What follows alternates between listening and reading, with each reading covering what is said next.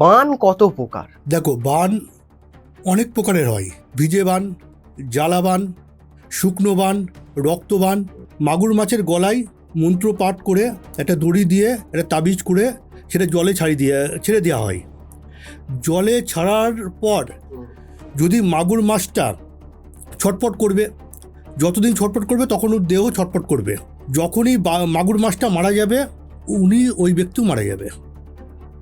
ও মানে মাগুর মাছের সাথে ওর প্রাণটা আর কি বেঁধে দেওয়া হবে। আচ্ছা, এবার মাগুর মাছ মারা গেলেই উনি মারা যাবে।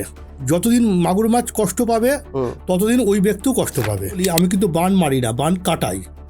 ঠিক আছে? কেউ আমাকে বান মারার জন্য ফোন করবেন না।